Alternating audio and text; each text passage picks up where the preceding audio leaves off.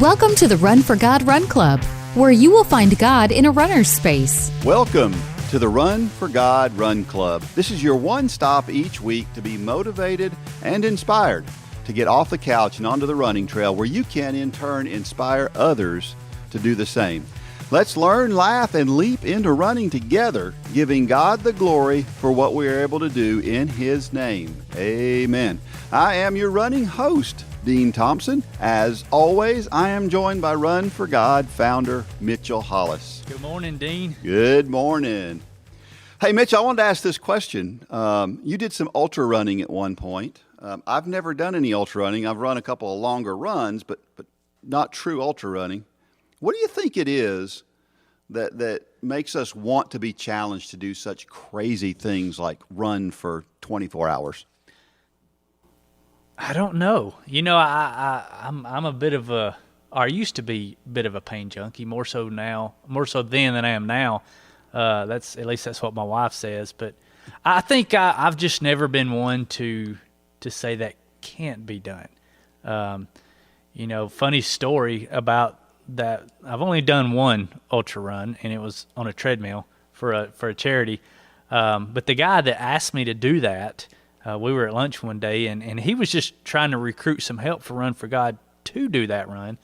And as I was leaving, he said, "Hey, Mitchell, you should do it with me." It was supposed to be a 100-mile run on a treadmill. And I told the guy, his name is Greg, I said, "Greg, you're crazy. There's no way I can do that." And I went home, and it just so happened the 5K Challenge book, Volume 1, was laying upside down on my desk. And if you remember what it says on the top of the book on the 5K Challenge, it's like God had a billboard laying there on my desk for me. It said, "Yes, you can," on the top of the book. And it's like God just reached out and said, "You need to call Greg, and you need to do this with him." So, yeah, that's the only one I've ever done. What a great story, though. I probably will never do another one.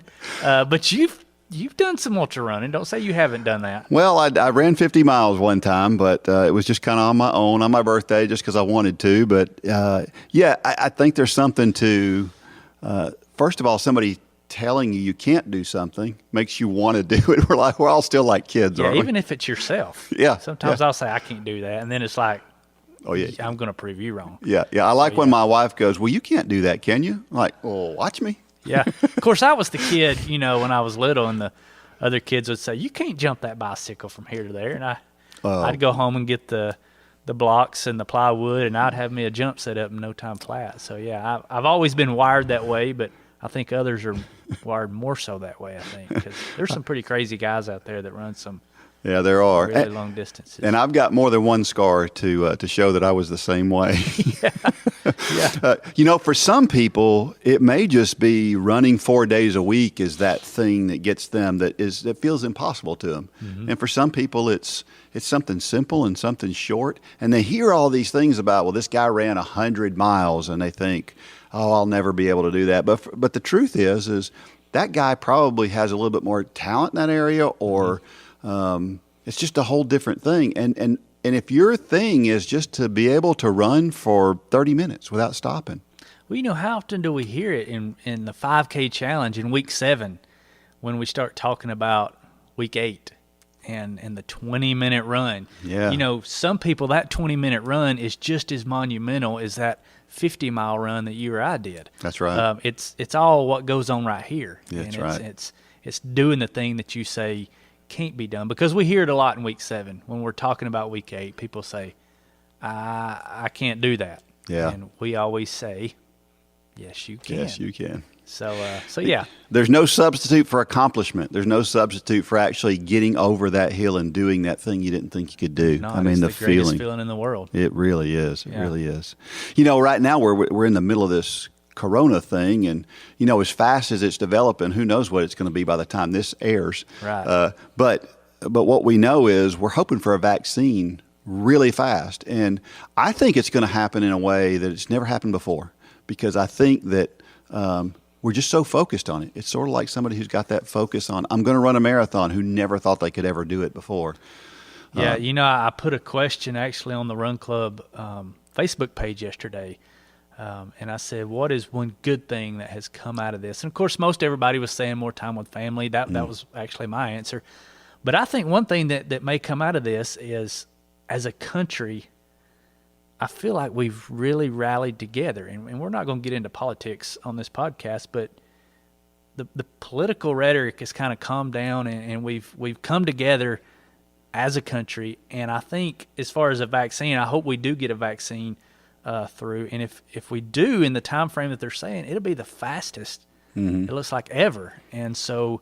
and all because people put their differences aside and started working for a common goal. Exactly. And it's been a breath of fresh air. My fear is that as soon as we all go back to normal, we got November coming, and it's just going to go right back to where it was. And I think, the best thing we can do then is all turn our TVs off, go for a run. Well, hopefully we've learned something over this time period, and it'll get better. So, hey, listen, what kind of stories do you like to hear that motivate you? We want to know what it is that gets you going. I posed a question on our Run Club page this week. What do we want to talk about on our Thursday evening thing? And that was specifically targeted at, what do you guys want to talk about? So, hey, let us know. Give us that feedback and let us know what those things are. You can send me an email at dean@runforgod.com. Send it to our customer service address, whatever. Just get some feedback with us. Let us know.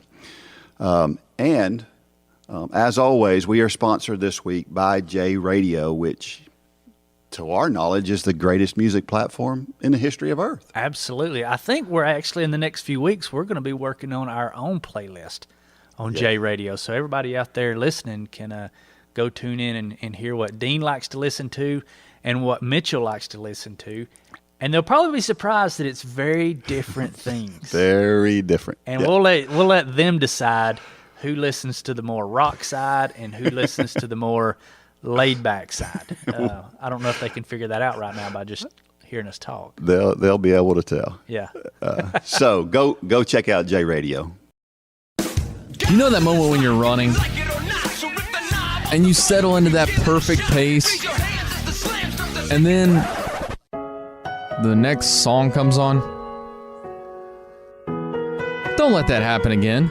With the new J Radio, you can trust us to make sure that the next song in your playlist will help you keep up that pace. Check out the Radioactive station on J Radio for all different genres of workout music handpicked for you while you run. Start listening now at jradio.com.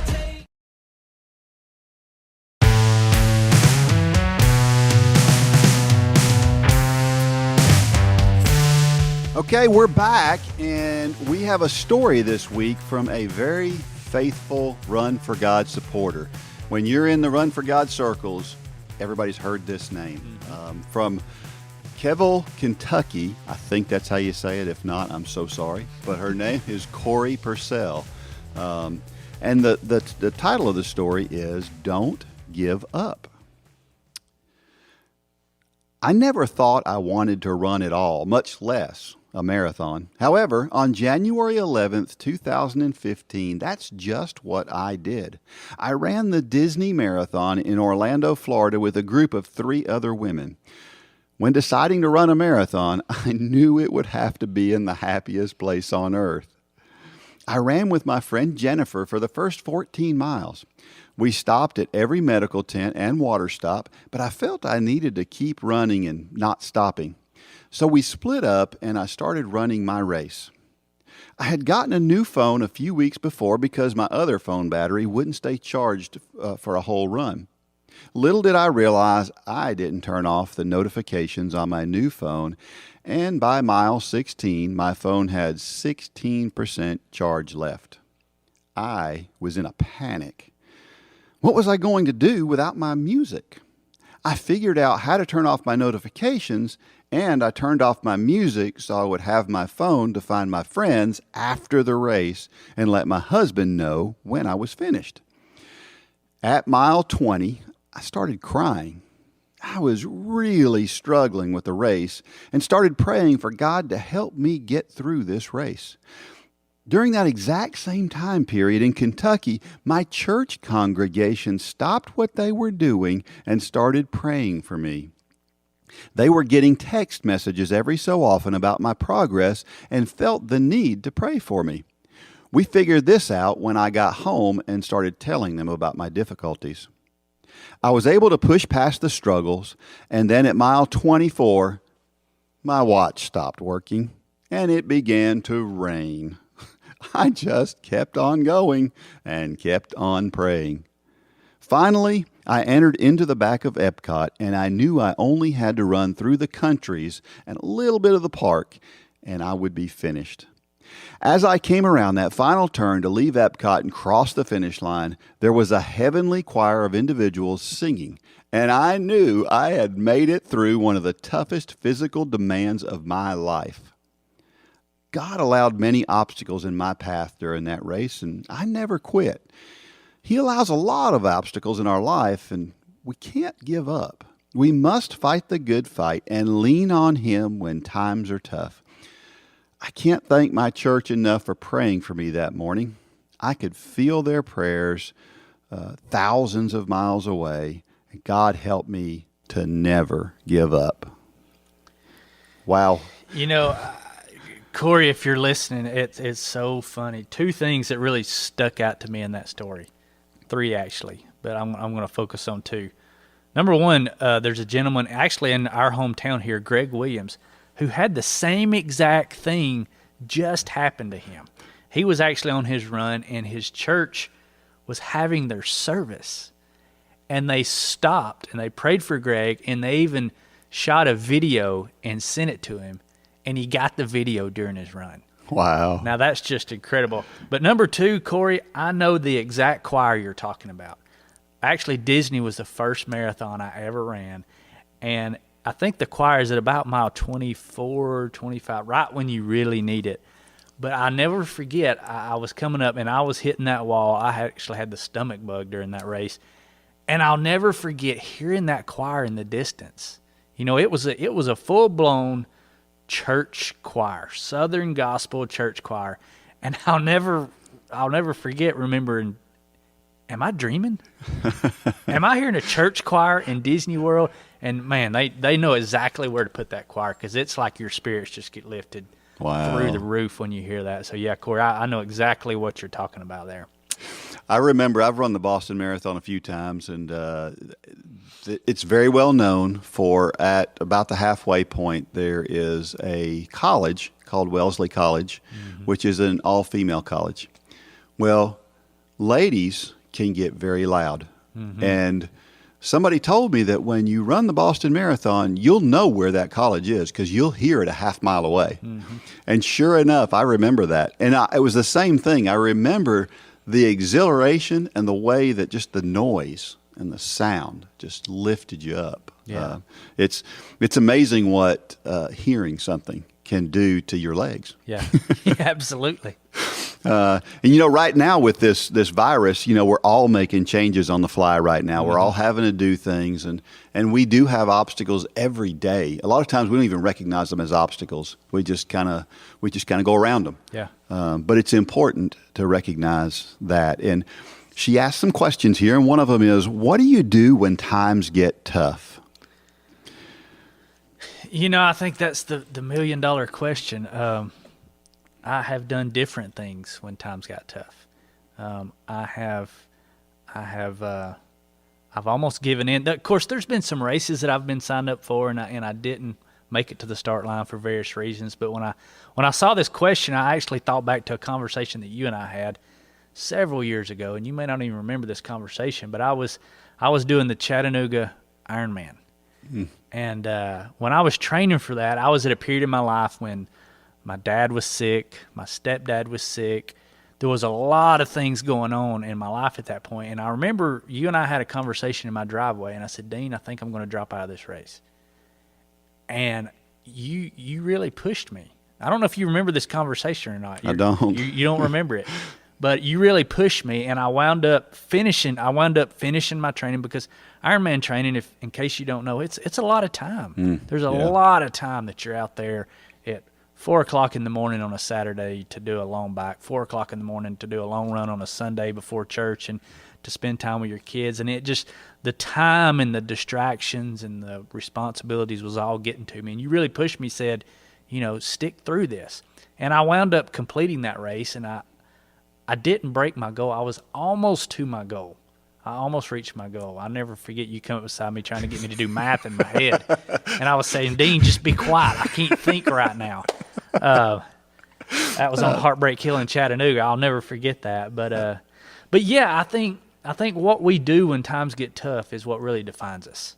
Yeah. Do we push through or do we give in? And the temptation to give in is incredibly strong. It is. But that's when it's important to surround yourself with people who lift you up. Yeah. You know, to make sure you're near a choir when things are really getting tough, or the girls' college at Boston. These organizers, they know what we're going through, and they put people in our path that lift us up instead of tearing us down. If we ran past a group of people at mile 20 and they said, you just need to quit, how many more people would actually quit because of that? That's a good point. I think a lot would. And it's those people we put in our path intentionally can make all the difference. Yeah, and you know what I think is interesting too is that a lot of times that's where the best stories come from. Absolutely. I mean, this story of Corey finishing this marathon is so much better story because of the obstacles. Right. And sometimes we don't recognize those obstacles as an opportunity to overcome and feel really good about where you are on the other side of it. And make us a better person, make us a stronger person. Absolutely. Because each time we get to the brink of failure, that makes us that much stronger. Yeah. I think it's important to realize that bad times do come, and they are going to come. We're going to have the obstacles, but there's also another side. Every time. There's always a way to get around the obstacle, over the obstacle, whatever it is, but it won't be there forever. Yeah, just like this whole coronavirus. You know, Right. We posed that question. What good has come out of this? Everybody focuses on the bad, but what good is coming out of it? And if you can always point to something good, you know, bad things are always good things if you learn something. And, you know, that's what we always tell the kids, you know, the triathlon team. If you had a bad workout, well, what did you learn? And if you learned something, then it wasn't a bad workout. That's And right. That's our life. You know, it's what we do with these bad situations and how we learn from them. Yep, absolutely.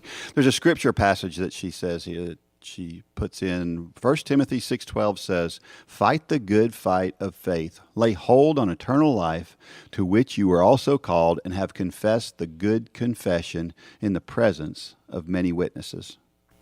Yeah, I see that passage, and I think back to the passage where Paul says, "I have fought the good fight.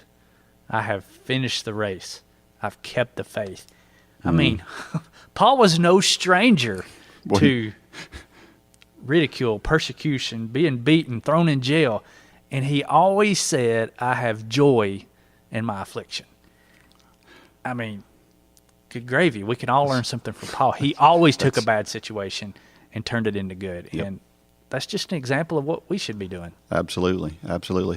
And we participate in a sport where it comes regularly. Yes. She says, have you ever felt someone else praying for you, and then how did it encourage you? You know, I don't know that I ever felt it at the time. It's one of those things where I don't know that you recognize it when it's happening, but the phone calls, and that's why I always encourage people, if you're praying for somebody, let them know. Yeah. Because I've had people call me and say, "Hey, I was praying for you at X time," and looking back, you know, hindsight's 20/20, and you can look back and you can say, "Wow, I did realize." I may not have known it at the time, but you can always look back and say, "Yeah, that really helped." Prayer works. Yeah. Well, and that's sure. kind of what Corey says here, is that she found out later, Yeah. after the race, that what they had done, and realized that there was a connection there. Yeah. So Yeah. another question: have you started something and not been able to finish it because you gave up? I think that question is phrased interestingly, because it says not been able to finish. And the definition of not been able to finish is different depending on how you look at that. Not being able is it not being able because I feel like I'm not able, or is it not being able because I actually couldn't? Yeah, I think maybe that question is almost an oxymoron. Yeah. Not been able because you gave up. Well, giving up is a choice, Right. I guess. Yeah. Well, Because I think about there's there's been a race that I wasn't able to finish. Actually, I wasn't even able to start it because I had a stress fracture. But could I have started that race and finished it? Probably so. It would have been very painful. I think about that 100-mile treadmill run that I was supposed to do. I only did 50 because of some IT issues, and I stepped off. But yeah, I chose to give up. Yeah. Because of the pain, because I wanted to be able to run another day. Yeah, that's an interesting question. Just everybody realize that one of the things we are not saying here is that there are times when it's appropriate to stop when you're injured. Absolutely. I remember I ran a 10-mile race one time, and I knew before the gun went off I shouldn't be running this race. Mm-hmm. Well, by the time I got through, literally it was really, really difficult for me to walk. And I found out later that I had a stress fracture in my femur, which is a place where stress fractures don't usually show up. And I should not have run that race. Yeah. I knew better. There are times to push through. There are times to stop, and wisdom is important. Yeah, there's medical times, and then there's yes, where I was when I talked to you that day about the Ironman. It was just the circumstances of life, and that is where we've got to push through. That's right. That's right. When it's medical, listen to the doctor. Yep. Yeah. I can remember giving up on things, and I remember it was a lawnmower. It was a crazy thing, but I couldn't figure out what was wrong with my lawnmower. I couldn't get it to run, and I could not figure it out, and I just kind of gave up on it. And then the next day, I was like, all right, I can't just give up. I got to figure this out. And I get up, and the next day, like within 15 minutes, I had the answer. It was just to what eating was at you on. all night long. Oh, wasn't it? Yeah. You know how it does. YouTube is a great resource. Yeah. Anyway, another passage, Proverbs 3, 5, and 6. Trust in the Lord with all your heart and lean not on your understanding. In all your ways acknowledge him, and he shall direct your paths. Yeah, a lot of people put the focus in that verse on the trust in the Lord with all your heart. I put all the focus on and lean not on your understanding, because my understanding lots of times is wrong. It's what we're thinking, it's what we're feeling, it's the circumstances that we're in. If you're hearing a blower right now in this podcast, it's because the yard guys, it sounds like, are outside. They're just outside the door. They're out outside the door. But yeah, sometimes we got to get out of our head. Yeah. We tell our team a lot of times, just get out of your head. Stop thinking sometimes when things are getting hard. It's a great passage, but my focus is a lot of times on that lean not on your understanding. Yeah, it's a really good point. And then the last scripture, Mark 12:30, and you shall love the Lord your God with all your heart, with all your soul, with all your mind, and with all your strength. This is the first commandment. And I think when we do that, it's a lot easier to push through those things when it's tough. Yeah, and it's hard to put a lot of. You want to dissect that verse, but it's really pretty simple. It is simple. Just read it for what it is. That's right. And we'll be okay. Hey, you listened to Corey's story. It's a great story. You have a story too, and we would love to hear your story. So submit your story to runforgod.com, and you can get a free 1-year subscription to Run Club if we use your story, right? Yeah, we need to clarify too. Go to runforgod.com/devotions. Sometimes people have a hard time finding that, but if you just put the /devotions after that, it'll take you right to where you need to submit that story. It's really easy. And like I've said before, everybody has a story. You may think yours is not a wow story, but Corey told her story, and she was simply talking about a race, and we've sat here for 15 minutes and talked about it, and we both have learned something from Corey's story. So you've got a story, submit it to us. And realize this, we don't care. We don't care whether you're a technically proficient writer or not. Share your story. And we've had some folks that have written stories that are absolutely amazing writers. Mm-hmm. We've had some people share their stories that they're just trying to get it out there. Yeah. It doesn't matter. Just share your story. Yeah, and the cool thing about the way we're doing it now, nobody's going to see your punctuation or did you have the correct sentence structure. We're just going to read it. That's right. Yeah. If you've ever participated in any sport, you've probably met a great coach. Great coaches inspire us to do more than we ever thought possible.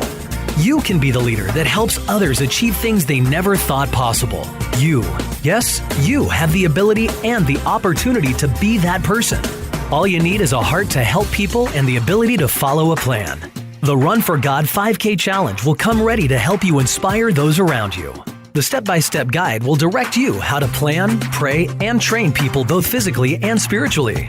You can help them become more fit in their health and in their walk with Christ. Share your passion. Go to runforgod.com to find out how to inspire others to accomplish big things.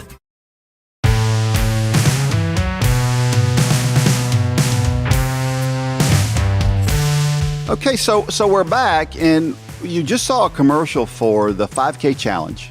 So, Mitchell, tell everybody why they can become a 5K Challenge coach. Well, probably the biggest reason for people's worry about teaching a class is, number one, they say, I'm not a teacher. Number two, they may say, I'm not that good of a runner. Number three, they may say, I don't know the Bible as well as I should. Newsflash. That's exactly where I was 10 years ago. I was not qualified to do what we're doing right now. I didn't think I was qualified. I didn't think I had the right credentials. I wasn't that fast of a runner. But guess what? Many times that's the exact people that God wants. That way you have to give God credit because we know it wasn't us. Because everybody out there watching knows that Mitchell, if you just go back and look at my times from around 2009, you'll see that I wasn't that good of a runner. If you talk to me for 15 minutes about Scripture, you would know that I didn't know it as good as I should. But I leaned on God, and if we lean on God and we lean on what He is telling us and rely on Him, then it's going to be a great class. And I always tell people, it doesn't matter if you're taking the class or teaching the class, it's going to change your life. And many times it'll change the person coaching as much or more than the people actually being coached. It's true. So get the 5K Challenge. Go on our website. Check it out. There's some videos that could kind of help you see what it's all about. We walk you through everything, and it's just we've heard stories of friendships all across the world that have been created as a result of the 5K Challenge. Well, we've picked up a number of friends ourselves based on their being in the 5K Challenge, haven't we? Exactly, yeah. Yeah. And for a lot of people, it's time. Time is really difficult sometimes, and for a lot of people, that's the reason why they don't do it. Well, right now, a lot of people have some extra time on their hands. Absolutely. It's a good time to plan it. If you get everything planned out ahead of time, I know that the second and the third and the fourth times that I teach a class, it's a lot easier because I've already prepared everything. Yeah. I just kind of refresh myself. And so now's the time to go ahead and be prepared. Yeah. And when things are back to normal, which hopefully is not very long from now, you can do it yourself. Absolutely. Hey, it's time for Dean's Thoughts, and this is a time when I share something that I've written about the intersection between running and faith. And this time it is called steeplechasing. It is track and field season. Well, let me back up. It was track and field season. I wrote this during track and field season. It is track and field season. As I have mentioned, I love track and field. Then again, anything really related to running is interesting to me. There is some interesting events that makes track and field both unique and interesting. Who among us is not fascinated by watching someone try to fling himself over a high bar using a flexible pole as they do in the pole vault? To me, though, the most interesting event in track and field has to be the 3,000-meter steeplechase. The 3,000-meter steeplechase is an event where runners must negotiate 35 barriers that look like wide, stationary, beefed-up hurdles. It's one thing to jump over hurdles when your race is less than 15 seconds long, as it is in the 110-meter hurdles, or even for a minute in the 400-meter hurdles. But can you imagine jumping over hurdles after you have been running for over a mile?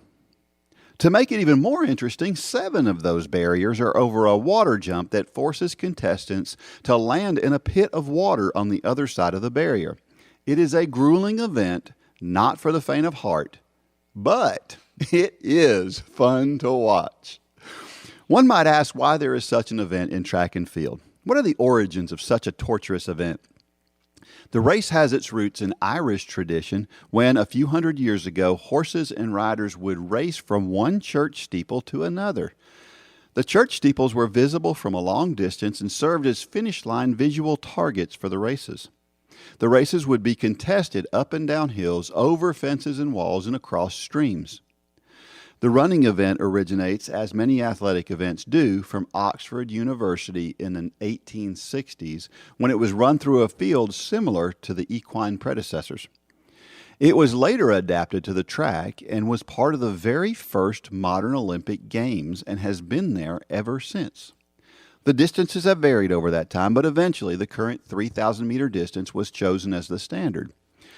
From early times, when horse and rider would chase the steeples over hill and dale and fence and stream, to a high-tech track surface and standard barriers, the steeplechase has been a part of running for a very long time. The key in early days was to focus on the steeple. It would guide the way and ensure the racers stayed on track. It's not unlike the way we should live our lives, only the guiding steeple should be Jesus Christ. Just like Peter began to sink when he took his focus off Jesus, we only go astray when we take our focus off our guiding steeple. Hebrews 12:1 and 2 says, "Therefore, since we are surrounded by such a great cloud of witnesses, let us throw off everything that hinders and the sin that so easily entangles, and let us run with perseverance the race marked out for us, fixing our eyes on Jesus, the pioneer and perfecter of our faith. For the joy set before him, he endured the cross, scorning its shame, and sat down at the right hand of the throne of God." If we're able to run our race effectively, we have to keep our eyes focused on Jesus. That is what keeps us from being distracted by the things that hinder us. It is what keeps us away from the sin that so easily entangles us. The steeple is gone from the steeplechase, but the guiding beacon will never go away. He has always been and will always be, and that's why he's called I Am. Where are your eyes focused? Do you have the kind of relationship with Christ that you have experienced what it means to have your eyes fixed on him? Or are you searching for that kind of a relationship? If so, I urge you to go to www.runforgod.com/peacewithgod to find out how to have that relationship. Dean. There's a lot of things out there today telling us that they need to be that church steeple, aren't there? There is, and as you were reading that, I'm thinking about Hebrews 12:1. It's kind of our flagship verse, and it is for many reasons. Yes, because it talks about running, but because the principle that's told in that verse, it's talking about laying aside all the sins and the distractions that hinder us, keeping our eyes focused on Jesus Christ, and that is our Christian walk. We've got to do away with we've got to put away the naysayers and put into our life the people that build us up and edify us. And I think that's why it's so perfect. It's such a perfect parallel to this sport that we love. I'm sitting here thinking about you and I just got done with a track workout with two of our athletes. We've actually busted up our team for the next few weeks during this coronavirus. But we had two athletes on the track today, and one of them has been trying for a long time to go sub 16 on his 5K. And every once in a while we do a 5K time trial on the track. And part of our biggest hurdle with these athletes is keeping them focused. This particular athlete is he's anemic sometimes, so he has to have iron.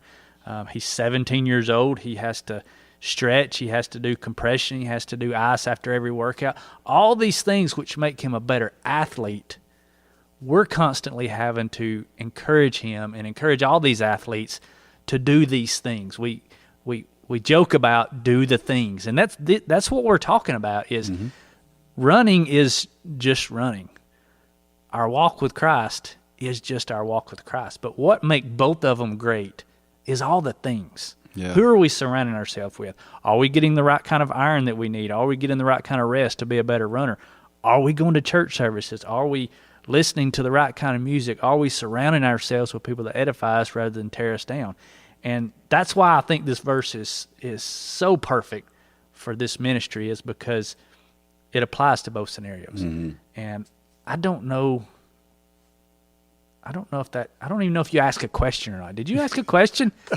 Yeah, well, there's a lot of things out there that are crying for our attention to become our steeple. For some people, it's fame. For some people, there's a million different things. A lot of people are focused on just gathering things and having stuff, and that's their church steeple, unfortunately. And we've got to take our eyes away from those things. Are those things bad? Inherently, they're not bad. They're not. A lot of those things are not terrible things. They're just the wrong place to focus on. Right. It's like that steeplechase runner from many years ago running towards something besides the church steeple. If you're running in another direction, you're probably going to get beat. You're probably not going to have a good day. Exactly. So we need to focus our eyes there. Yeah. In science tells us things, right? And a lot of times you hear these arguments back and forth between Christian versus non-Christian about what it tells us. Bottom line is, if we're focused where our eyes are supposed to be focused, we know what it tells us.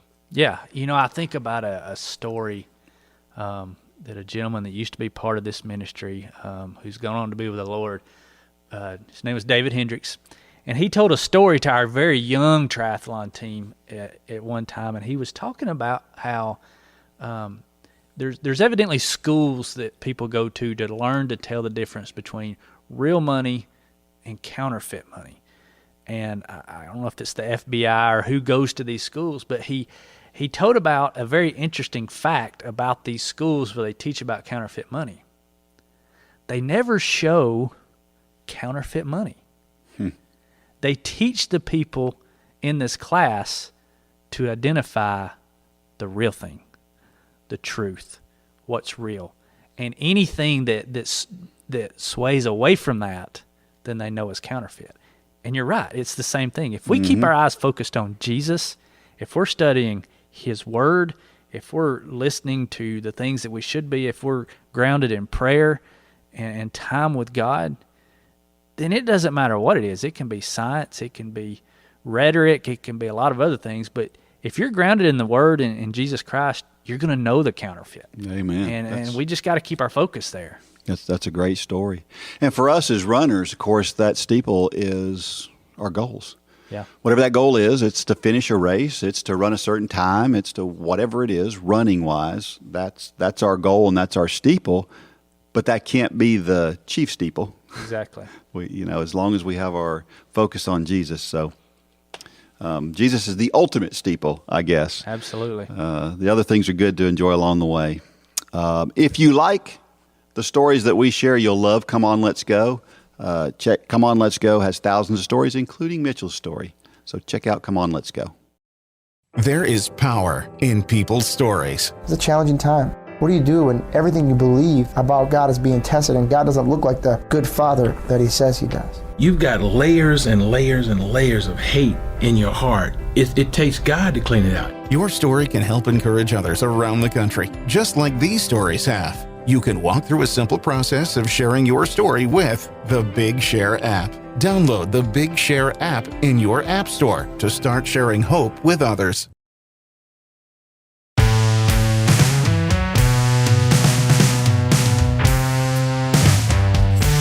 All right, so it's that time when we share why running is so awesome. And this week, we're going to talk about PRs. I don't know if everybody out there knows what a PR is. PR is short for personal record. Some people call them PBs, personal best. Either one is correct. There are very few things that feel better than running a PR. We got to witness one this morning. We did, and it was substantial. Yeah, I think it made us feel just as good as it did him. Absolutely, yeah. He felt like garbage when he got done, but we felt pretty good about it as the coaches. But he's glowing right now, though. For sure. Yeah, we're chasing PRs all the time, and when you're in an age group and you're getting old like I am, it's interesting because I'm 54 years old. I'll be 55 in September. And so I get to start all over again with personal best. I had never heard that concept until I met you. I think you were looking to that 50-year-old mark at that time. And I had never thought about that. You were like so excited. Most people were just dreading hitting the number 50, but Dean was like, yes, I'm going to be in a new age group. I'm going to be the fastest in my age group again. So that's I had never heard that till I met you. Exciting times. Our motivational thought of the week is very short and very to the point from Samuel Johnson, and the quote is, "Clear your mind of can't." How simple is that, right? Yeah. Think about if we never used the word can't, how different the world would be. Yeah. Wow. Samuel Johnson was an English writer and had a way of putting things very short and succinctly. Good stuff. Yeah, good stuff. We are so glad that you have joined us. We want you to get out there and support us in every way possible right now. Run Club is really in its infancy. This is our third video podcast. We hope that you've enjoyed it. We hope you're telling others about it. We hope you're encouraging others to join us. You can get this in written form. We send out an email. Mm-hmm. You can get it through audio. You can listen to it while you're on your commute. You can watch it on YouTube. Your choice, whatever you want. You can get running plans when you join. A lot of people pay money for running plans. Well, you get that as part of Run Club is getting access to running plans for different race distances. We get a weekly question and answer session on Thursday evenings with me. And so that's something that some people have taken advantage of and have asked some questions, and questions that would have cost money. So there's value in this. Yeah, in this I mean, Dean, there's a ton of value. There's a ton of value. For $9.97 a month, you get all this. But probably above all that is you're supporting a ministry who we wake up every morning trying to figure out how can we share the love of Jesus Christ with a lost and dying world through the sport of running. And it takes resources to make that happen. Mm-hmm. And this small token from people out there who want to get all these resources and who want to support this ministry is going to be what continues this ministry indefinitely. We're already looking at ways to make this ministry outlast you and I. Right. And Holly and Gay and everybody else, our whole team that's involved.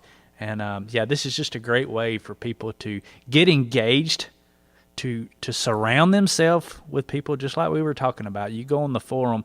Every afternoon I try to go on the forum and just read what's going on. It's very active, and people are sharing war stories and what they're doing and how they're doing it and their PRs and things like that. And it's so encouraging when you're surrounded by people who are not only enjoy the sport you love, but they also love the Christ that you love as well. And that just makes all the difference in the world. So, yeah, join Run Club. Yeah, it's great. And you can go to runforgod.com/Run Club. Pretty simple. It's great to hang out with people who are of like mind. It's fun to hang out with folks of different minds sometimes, but it's also comforting to have folks around you that you enjoy being around. Yeah. We hope you've enjoyed this episode. Give us feedback. Let us know how we're doing. Like, subscribe, get notifications, do all the things. All the things. And check us out and spread the news. May God bless every step of every run. Now, go out and shine your light. Good word, Dean.